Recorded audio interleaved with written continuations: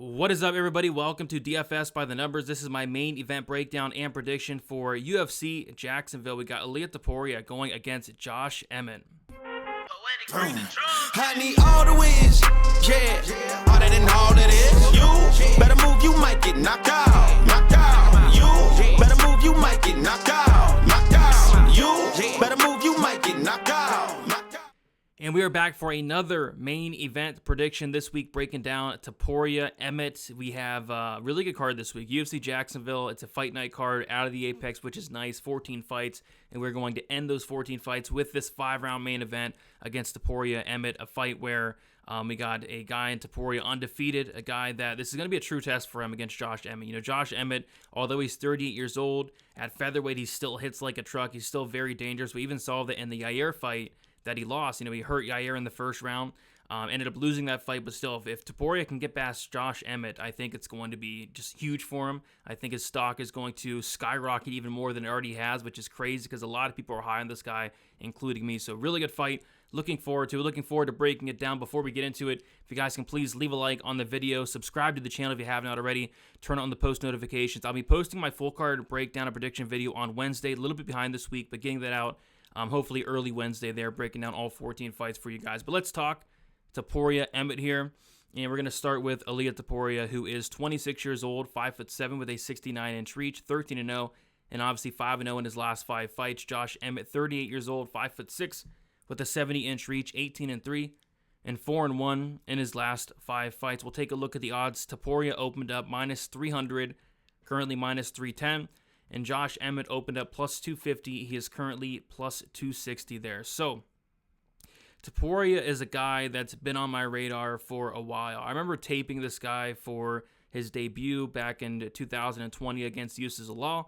And yeah, I was able to tape. I was very impressed with him. This guy is a black belt in BJJ. His grappling is incredible, really good wrestling, has a ton of power on the feet. I loved what I saw from Ilia Topuria prior to coming into the UFC even. You know, this is a guy that was undefeated prior to coming to the UFC. At this point in time, he's still undefeated. And he was an underdog against Yusuf Zalal at one point.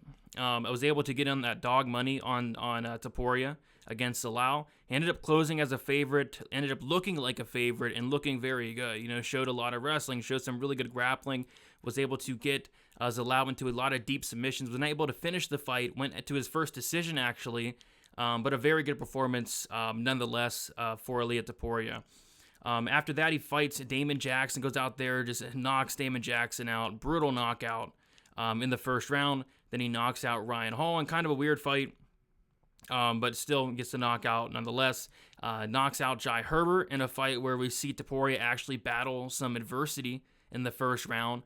He ate, I think it was like a head kick, nasty head kick.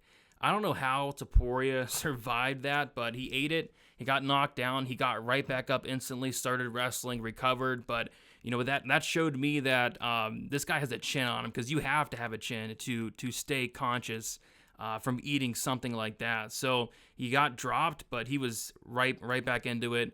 Heart, that just tells you this guy has heart. This guy's tough to put out, and that's dangerous.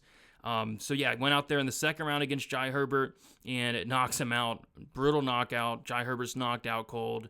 Really good win there. And then my favorite win for Topuria is against Bryce Mitchell, because up until the Bryce Mitchell fight, it's like, okay, you know, he's undefeated, but, you know, he beat Yusuf Zalal. Who cares? He beat Damon Jackson. He beat Ryan Hall. I mean, these wins don't mean a lot. Even Jai Herbert, like, that win does not mean a lot. To me at least. And then he goes out there and beats Bryce Mitchell. I forget what the line was, but I think Topuria was like a very slight favorite, something like that. And went out there and just dominated Bryce Mitchell. He went out there, he hurt him bad multiple times, ended up submitting Bryce Mitchell in the second round, and his stock definitely rose after that Bryce Mitchell fight. But yeah, Topuria now going to fight Josh Emmett. This is going to be, you know, a very, very, very good test for Topuria. We're going to see where he's at, you know, because Josh Emmett's a guy that I think a lot of people are down on him after losing the interim title fight against Yair Rodriguez, but we got to remember, in that fight, I think it was the first round, he hurts Yair bad. He doesn't drop him, but he hurts him bad. He gets on top, like almost finishes the fight in the first round. Obviously, he loses the fight in the second. He gets hurt multiple times himself. Yair was landing good shots to the body, and then Yair was able to submit him. But Josh Emmett did have a little bit of success early on there. But prior to that Yair fight, went out there, beat Calvin Kattar. I thought he lost the fight, but he beat Calvin Kattar regardless. Went out there, beat Dan Ige, another close fight, but he beat Dan Ige regardless. I mean, these are really good guys. And then there was this stretch for Josh Emmett where he was just knocking guys down left and right. I think it was like a 7-event stretch where this guy Josh Emmett was just knocking guys down. He knocked down Dan Ige, which is very hard to do. He knocked down Shane Burgos twice. He knocked down Mirsad Bektic. He knocked down Michael Johnson. He knocked down Jeremy Stevens. He knocked down Ricardo Lamas. And he knocked down Felipe Arantes 4 times. So, yeah, 7-event streak for Josh Emmett where he's just knocking guys down. This guy's power at featherweight is unbelievable. And it's scary against a guy like Topuria, who we did see get knocked down by Jai Herbert, who I don't think is that good. So, really good test for Topuria here. I'm surprised that Josh Emmett is still competing up at this level at 38 years old. 38 years old for Josh Emmett. He looked like complete crap on the scales his last time. He looked like just completely sucked out. I really want to see Josh Emmett on the scales this week because he looked bad. His last weight cut against Yair Rodriguez, he looked really, really rough, and he has to cut weight again, and he's not getting any younger. This weight cut's not going to get any easier, so I don't like that from Josh Emmett. I don't like the 38 years old. It looks like he is turning 39 in March, so still a long way to go until turn 39, but still 30 years old at featherweight. That is definitely getting up there.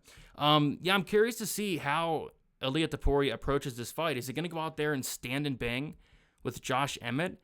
If he does that, I do have some serious concerns about this price tag. Do I think he can still win that fight? Sure, but standing and banging with Josh Emmett is just a terrifying thing to do, right? What I would like to see Topuria do is wrestle here. So Josh Emmett does have a wrestling background. We hear about it all the time. Does he use it? No, never. He's used his wrestling in one fight, really, and that was against Scott Holtzman, where he got 8 takedowns. But other than that, he's getting a takedown here or there, but he's not using that wrestling. And then you look at his fights, and nobody's really trying to take him down. Holtzman took him down 3 times. He tried to take him down, but outside of that, nobody's really trying to take down Josh Emmett consistently. So on paper, his takedown defense is 58%. He has been taken down here and there throughout the UFC. Ilia took him down once. Desmond Green took him down once. And then Holtzman took him down once. But nobody's really trying to consistently take him down and work their ground game. But I have a feeling if Topuria does that, he can have a lot of success. Topuria can wrestle, and Topuria's grappling is very, very, very good. And I have a feeling he's going to be on a completely different level when this fight hits the mat, and if Topuria can get on top. So I would like to see Topuria take that path of least resistance. But I also think that Topuria can knock out Josh Emmett on the feed. So I do like Topuria here.